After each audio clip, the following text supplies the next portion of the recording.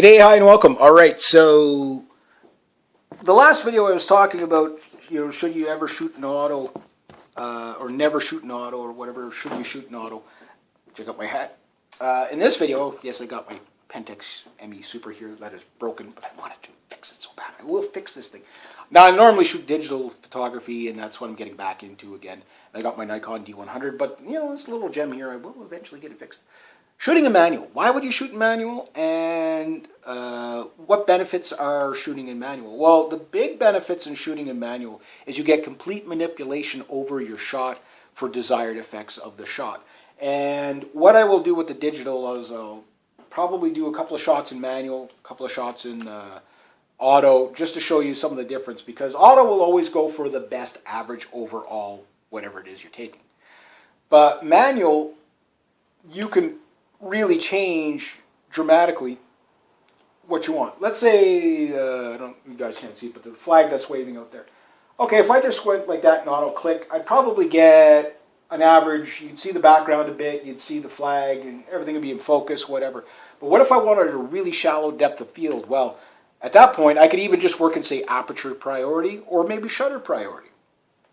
There is reasons to work in auto, obviously. It's something that, if you're going for a generalized overall shot, it'll probably be better if you just leave it in auto, and then you can get the quick shots off on, say, wildlife or action photography or whatever it might be. But if time is not of the essence, then you can really say, I don't want my background to be in view at all. I want a bokeh shot, and I can then say I'm going to go with 3.8 instead of 8. And I'll zoom in and say 85 or 100 or 150, whatever it might be, and I'm at whatever the focus is. Okay, click. Shot looks good, but it's a little bit dark.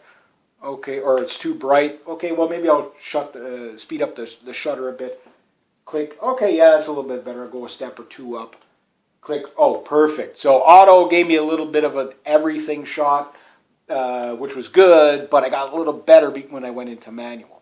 A waterfall shot or something moving that you want the illusion of flow. I'll use a waterfall as an example. Or a river, or anything like that. Put it in auto and click. There you go. You've got a shot that's, you can see the water. It's just a picture frozen in time. Not really what you want. You want you want to see a cascading over the rocks and stuff like that to give it that kind of really soft look of the water and stuff like that. It really gives you a sensation of motion, but everything else is sharp in view. Okay, well, I'll go say maybe to, I want everything in don't want to overexpose it, so I'll put it at, say, 5.6. I'll stay at 75, full focus, and whatever focal lengths you got, if you got a fixed focal length. And maybe my shutter speed, I'll put it at 1 second. Click. Okay, the water's a little bit dreamy looking. Let's try it at 5 seconds, and we'll the shutter at 5 seconds, but it's getting a little bit too overexposed. I'll put it at 11 on the aperture. Click. Oh, perfect shot. Depending on the light of the day and stuff like that. So then you get the desired effect you want. Now, I'm going to have to go out and there's no real waterfalls around here that I can get right now. But if I can find a stream, I'll show you what I mean. And this will also play into the video of shutter speed. I've already did the aperture one, and I think that one you can learn a lot about the aperture. The aperture and the shutter speed are going to do a lot of things. The aperture is going to give you your depth of field and your sharpness. And that gives you the choice of whether you want the background boked out and like blurry, kind of dreamy looking, or you want it sharp in view with everything else. And depending on how good your lens is will depend on whether you can achieve that at different, like say you're taking a picture of this glass of water here, okay, and you want the background to be sharp as well. That's going to be very difficult for a lens like this. Most likely you'll get the boked out, the blurred out background. But it may be, if you have a really good lens, you might be able to get away with it depending on the lens. You can get the background in view, but you're probably not going to get it in auto. You're probably going to have to manipulate it to get that, meaning you'll have to go in manual. So depending on where you set your aperture, so maybe at that point when you're this far from, let's say, from me to this glass here, okay, and I want the background in view as much as possible. I'll put it on 22, but now the picture is going to be really dark, and I don't want it dark, so I'm going to have to slow down that shutter. I'll probably have to put this thing on a tripod to do it, and let's say it's at a 30th of a second. Click, click, you know, like that type of thing. So you get enough time to expose the picture, and everything is sharp and everything's close up, and you've gotten the control to do that. So hopefully that explains it, but like anything, I'd rather show you than try to explain it. So what I'll do is I'll do a couple of shots in manual, and I'll see if I can show you the difference of what I'm talking about. Again, all the videos are going to kind of mesh together, because when you're focusing just on your aperture, you can leave the shutter you could have aperture priority or shutter priority on some of these cameras. Maybe not an old film camera like this, but you get the choice, and then when you can decide what kind of look you want for your photo, that's when manual makes the most sense. But a lot of times you have to work in manual to understand that.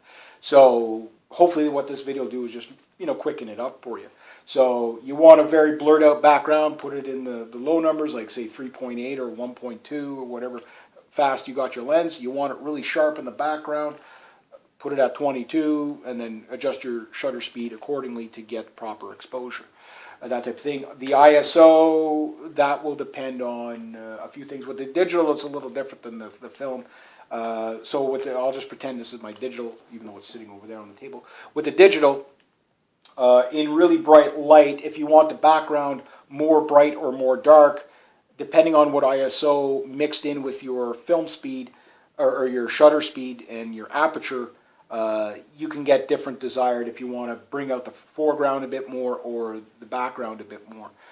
You can do this with higher ISOs.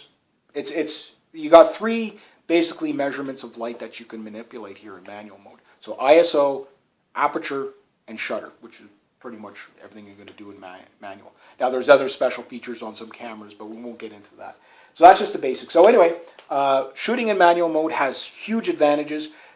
You don't always have to shoot in manual mode, but if you want a desired effect, a lot of times I usually leave my lenses in manual, particularly the telephotos, because I find sometimes they take a long time. Well, like this one, there's no choice.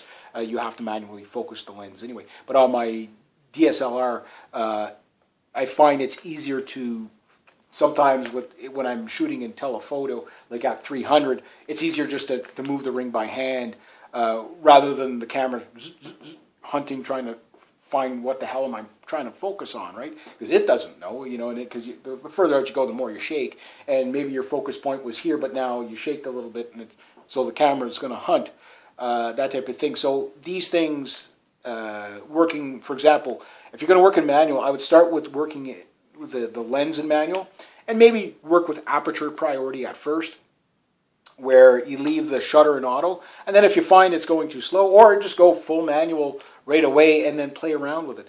But basically, if depth of field is going to be your aperture, the foreground or the background, the ISO is going to really help you out there. And then if you want a blurred effect or more exposure, less exposure, your shutter speed. So that's what you're going to get. So anyway, I'll see if we can throw a few shots in there. Have yourselves a great day, eh?